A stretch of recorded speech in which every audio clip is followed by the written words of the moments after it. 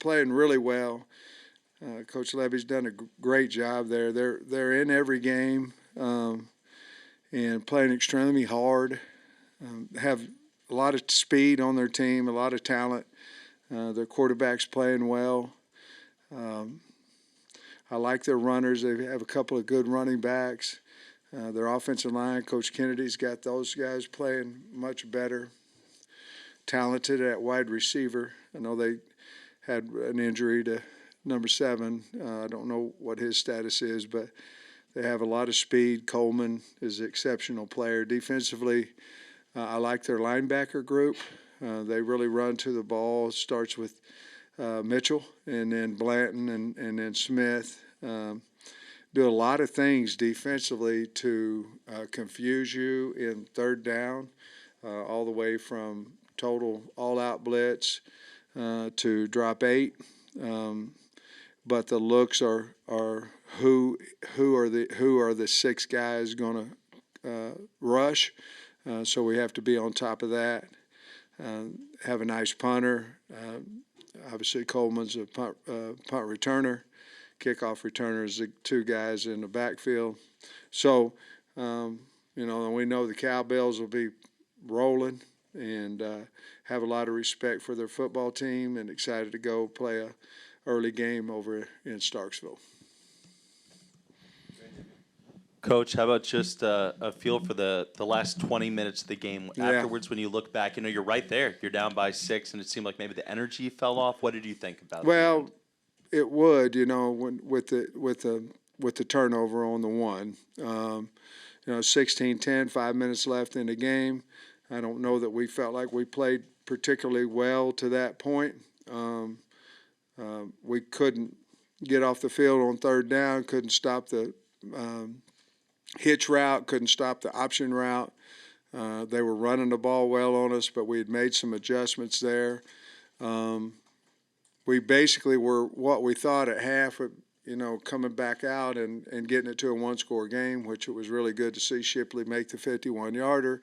We held them, had the ball, 5 minutes left, 16-10. Every one of our turnovers were on possession and 10, the first play, which then puts the defense right back out there. Big momentum swing on that particular play, and we just couldn't recover from it. Just looking at that play again, did you notice anything different than you did after the game? Well, there's 2 things there. We had an opportunity to hand the ball off. We didn't, and we had an opportunity to block the Will linebacker, which he was in the well, and he walked out, and we should have turned out to him. So there was 2 mistakes made on that play that accounted for the turnover. What has Mississippi State done offensively with the freshman quarterback that's kind of – they're scoring points on people. Well, they're wide open. They have a mixture of playing fast. Of course, we had KB here, and he's in that tree of Levy and obviously his daddy. And so they're wide open. I tell you what they're doing. If you press them, they're going to throw it on. They're going to throw deep. And they're connecting on those plays. They've got speed at wideout, so that their quarterback is throwing Van Buren. He's throwing some. He can throw the deep ball. The other thing is they're running the stretch in the inside zone very, very well. Their 2 backs run extremely hard, and then the quarterback can make plays with his feet. They're not necessarily wanting to run him, I don't feel like, a bunch, because he slides every time. A running quarterback, most of the time he just runs, but he's elusive in the pocket. They're just playing with a great deal of energy. You can just feel it on the film by the sidelines, the way that they're excited on the sideline. And so they're running the ball well enough, and their quarterback gives them opportunities there to scramble and make some plays, and he's throwing the ball really well. Two-part question. What all has Jaquindon Jackson meant to your team this year? What's the importance of having him this season? And then what's an update on him? Well, he's been beat up.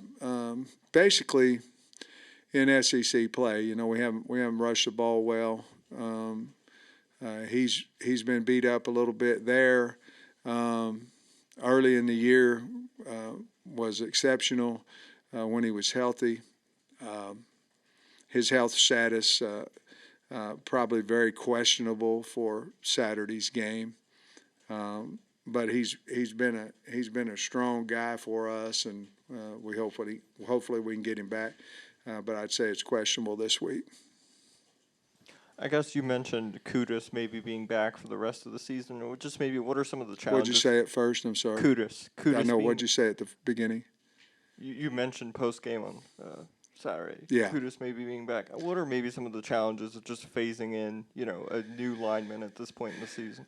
Well, I think the moving Harris to tackle helped us. I do. I think that will help us in the long run as well. Kudus, that was my biggest concern, is a good question. He had 2 weeks of practice before this game, before LSU. And so it's almost like he's had not necessarily the same type of practice that you would have for 2 days for camp, but he had 2 full practices there, to the point that we thought that he would be ready Saturday, and we told him that if needed, we were going to play him. Obviously, we're trying to redshirt him if we can, which means we're going to get four games out of him. So he'll be ready to go, and it'll depend on the week of practice he has, whether he'll start for us or not. But I believe that he's fully healthy and ready to go. I was going to ask you a little bit about that too. What did you think of, after rewatching it, what the offensive line did, and specifically Marion on the edge? We've got to play a lot better there. We're playing some good rush ends. I mean, we are. We have. I mean, it seemed like every week somebody's got.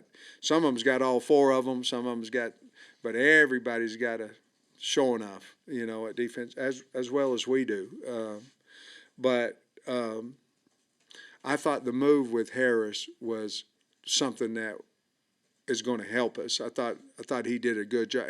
What he is, he's athletic enough, if he gets out of position, they can run him around the pocket. And even the one where the guy hit, Tailin's arm, he was back there about 11 yards deep. Tailin, he'll step up on that. And so I think that helped us. With that, obviously, with Blackstock moving on the inside, there was a little bit of transition there that I think he'll be better this week, and we'll let him and Kudus kind of fight that out a little bit. But I think it worked out pretty good. Last year we went over to Ole Miss, and we had changed centers, Trey, if you remember. We had changed the offensive line a little bit, and we went right down the field and scored. But on the headsets, I'm going, we ain't blocked damn nobody. But we scored, and I said, we've got to get this figured out, because they were moving on us and all that. And we ended up during the game changing back to changing back. I think it was we moved not Brady, but Bo back to center. I didn't feel that way during this game. I felt like what we had done was the right move going forward. What are your thoughts on Tailin? It seems like, starting with Tennessee, maybe he just decided he's going to hang in there and throw. I don't know. He's throwing the ball better than he did when he was had a couple of games at 40% and stuff. What is it about him that's changed in your opinion? I think his confidence is growing in the offense. He's brand new too. Of course, all of them are. But that quarterback position here, playing for Bobby, is very, very difficult. But it's also very, very rewarding once you figure it all out, and for your future going to the NFL, all that kind of stuff. So I think he's becoming more comfortable there. I think we're protecting him a little bit better than what we were early in the year. And I believe he's getting a little more confidence in where his wideouts are going to be. He's throwing the ball a little bit faster than what he did before. And the hanging in the pocket, as you referenced, I think has a little bit more to it. He's got a little bit more confidence in the guys. We're running a little bit more empty protection as well, and I thought he did a really good job with his HITCH coming off because they were basically blitzing to our man side. Well, in other words, away from where the center was sliding, which means we have to squeeze down on 1-2. And he saw that really well, got the ball out of his hand. Our problem really, we've got to quit turning the football over, and we got to score in the red zone, and that's things that have plagued us this year offensively. We're aware of that, and we're trying to fix it. But those could change a game or two. Not necessarily, I don't think, Saturday. Saturday was a different deal. I thought LSU was very, very – I think LSU's – to me, they're the best team that we've played to this point because of the way that their quarterback is playing. And but at the same time, we're 16-10 in the 5 minutes in the third. We have the opportunity to win the game, and then it went south on us there with the one play. But to answer your question, I think he's doing that because of confidence, and I think he has confidence in his line and the receivers where they're at. Got another injury question for you. Just noticed Jaylen Braxton's not on the depth chart anymore. Does that mean you're just not feeling like he'll be available for a while? Yes, I don't think he'll be available. Not the rest of the year. I just think it would be at least after the second bye. Following up on that, the hitch routes are something that your defense has played well most of the season, but that has been kind of an opening for other offenses. How much has Jaylen maybe not being there played a part in that susceptibility, I guess? I think some, obviously. When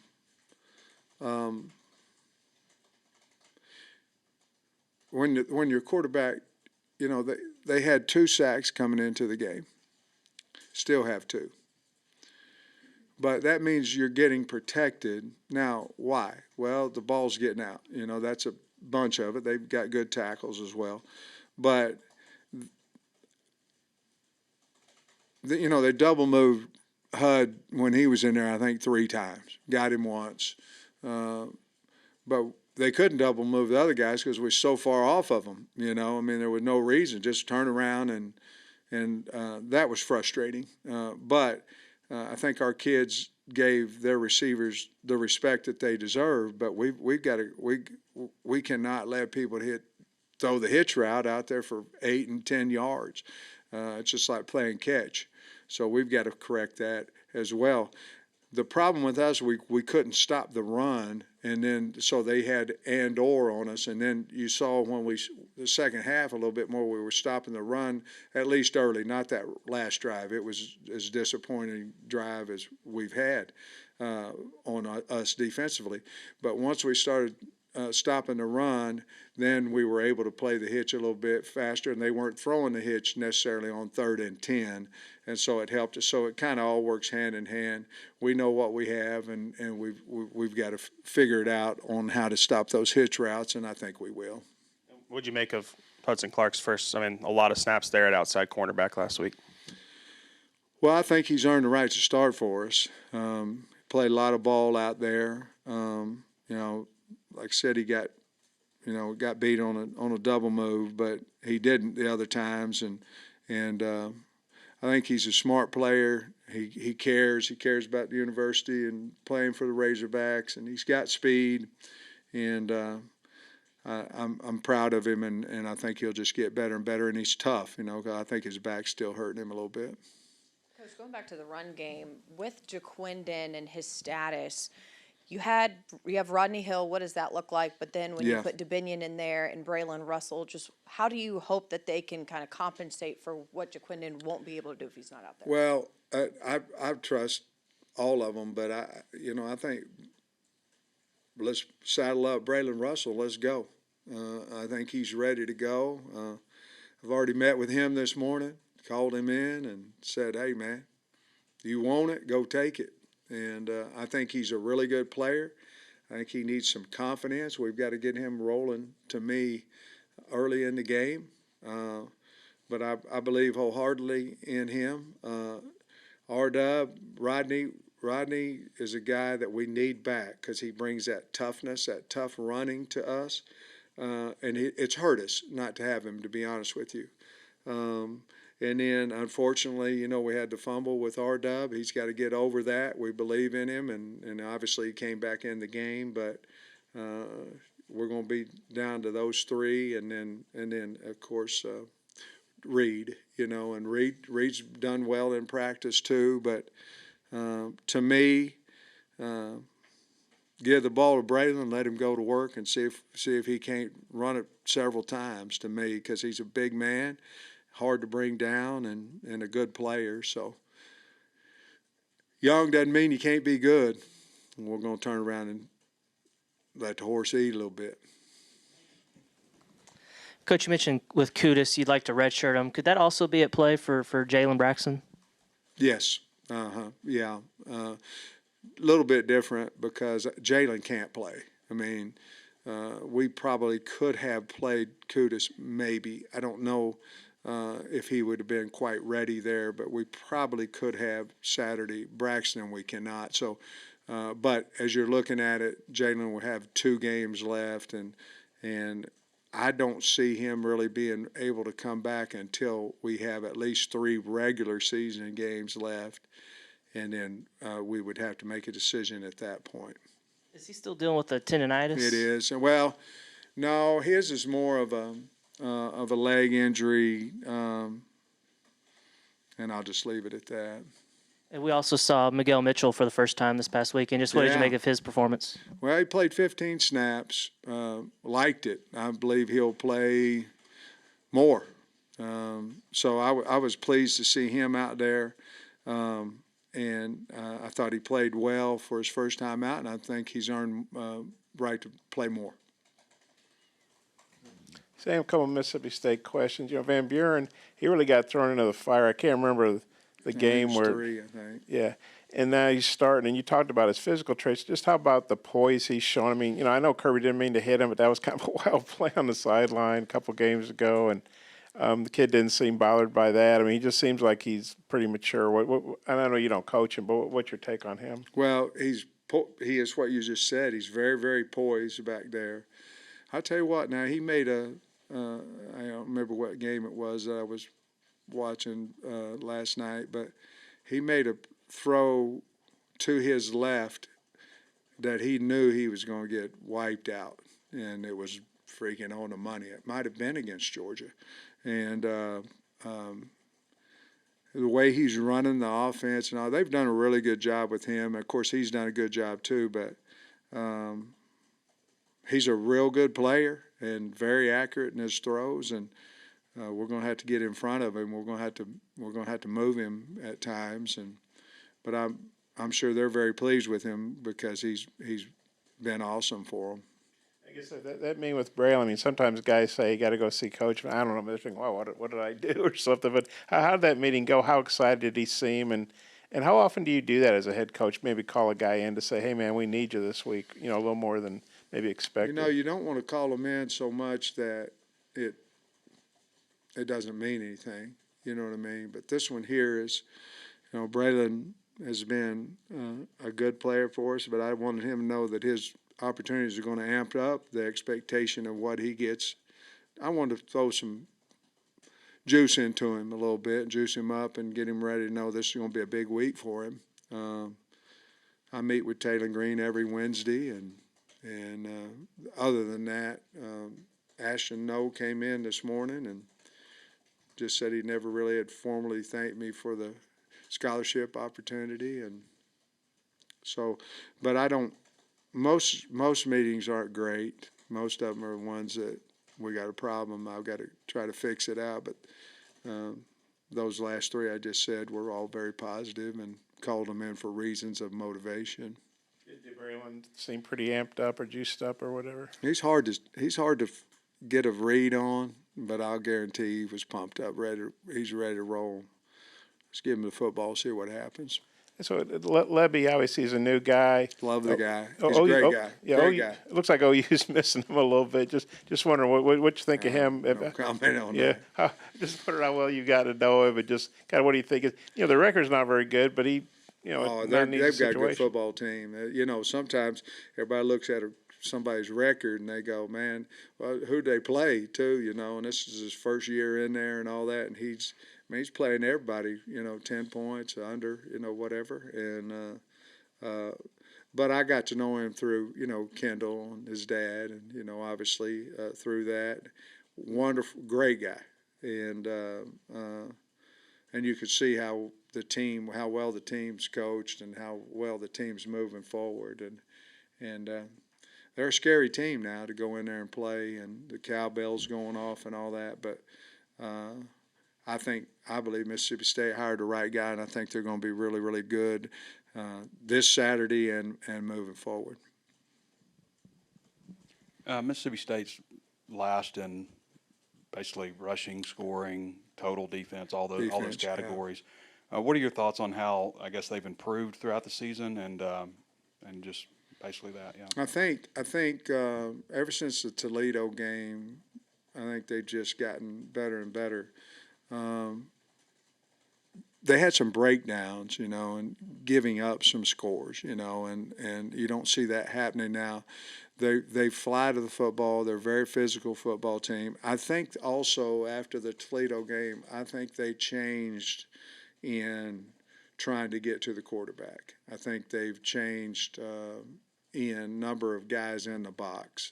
I think they played a little bit more man coverage, and so I think after that Toledo game, I can see on the last 3 games how they've changed number-wise, and they're in the box, and they're getting better, and they're taking more chances on 3rd down, 2nd long, trying to get to the quarterback, and it's worked out for them. And I guess probably the quality of opponent playing That's Florida, right. Texas, Georgia, Texas A&M. That's right. I mean, some guys, a lot of games are about matchups too. It's not about what was the score against this team and this team. It's about how do you match up with them. And so some of those teams you just talked about are very, very good on defense, but not as good on offense. You know what I mean? But they're very, very good. Florida, for example, turned around and handed the ball off, and they ran inside zone and stretch and were very physical and did a great job of rushing against them. Where you look at A&M, and they did a good job as well, but,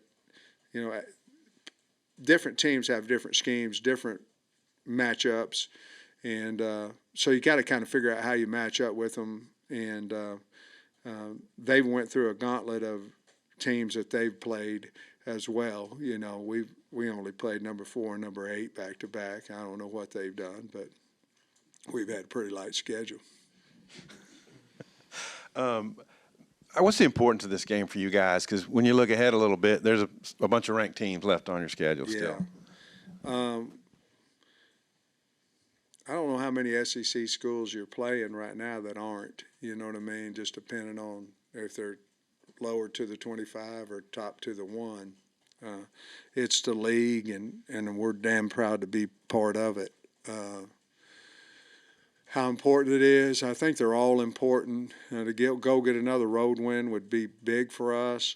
Get to another victory, get to 3-2 in the conference would be really big, and we certainly want that. We need that. We'll work towards that because, as you just said, you still have Ole Miss, Texas, Missouri, Louisiana Tech, and